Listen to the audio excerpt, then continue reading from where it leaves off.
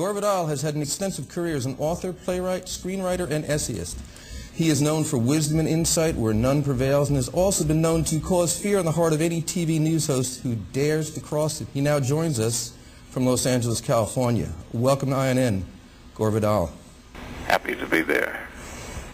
Yesterday was your 81st birthday. We'd like to congratulate you and hope that you're around for quite some time to provide us with more of your insights. Well, keep your fingers crossed. You're endorsing the World Can't Wait rally tomorrow, October 5th, which includes student walkouts, marches, and speeches designed to raise awareness in dozens of cities across the country. Let's say we do drive out the Bush regime. What comes next? Well, it couldn't be worse, so that is the negative approach. I think, well, we've got elections coming up, but then we have a lot to worry about. Will Diebold balloting machinery, the electronic machines, be hacked or not by interested parties? We don't even know if our votes are ever again, to be honestly, recorded. It is such a mess, and I have predicted that it'll be at least 100 years before they undo the mess that has been made in the last 5 or 6 years. It is just intolerable, both to the electoral system in the United States and to the Constitution for which it stands. It's going to take a lot of goodwill and serious thinking to start to get back the Bill of Rights. Due process of laws. My grandfather that was his mantra. He said everything in our country is based upon that one phrase. You cannot deprive somebody of life, property, etc. without due process of law. And now we're not even allowed to have it if they've seized you and called you a terrorist and locked you up for 20 years. This is a very strange state of affairs for the United States to be in. So I'm optimistic. And people say, well, demonstrations that don't matter. Well, there was one I remember that mattered, which ended the Vietnam War. And it was the most surprising thing.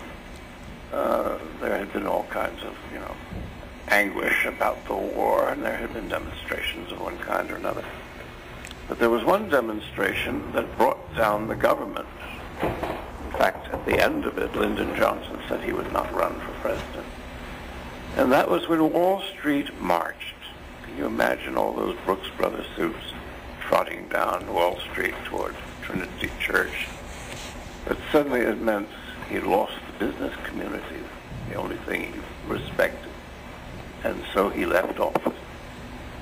I don't think this one, even though he has an MBA from Harvard, would get it. But perhaps he would. You've been stumping for Democrats around the country in certain key races. Are you also asking for the mandatory spine operation if they do regain control of Congress? Well, they've been in a bind. First of all, the Republicans have all the money on earth. They have all of corporate America's money. And with that, you can buy a bunch of, lunk-headed lawyers and put them in the House and the Senate. And with that, you can just stop anything from happening. I mean, there will be no oversight reviews by committees, as the Constitution requires. The government has been shut down because all of these chorus people have been added to it. And mind you, some aren't too bad, but some are pretty hopeless. So you can't, even if Democrats had magnificent spines, how are they to be heard? They can't get any legislation going in the House or the Senate. They're blocked on every side. The Republican majority will refuse to hold a hearing or refuse to use subpoenas to make sure that you get, honest or reasonably honest, at least culpable witnesses. No, I don't think it's the fault of individual Democrats. And I am no fan of the two-party system. I mean, I've always said we've only got one party, which is the party of property. And it's got two right wings. And it's pretty hopeless at getting most things done. You recently endorsed the idea of another run for the presidency by Al Gore and said that Al should serve in the office in which we elected him once before. Do you think there's even a possibility of that? Well, there's a possibility of everything, or anything. Yes, I think there is. He has the only issue that is all his own, and it's it's the preservation of the planet. If that isn't done, everything else is meaningless. So he is sincerely affixed to that theme and identified with it. And he did it all on his own without, I should think, any political calculation.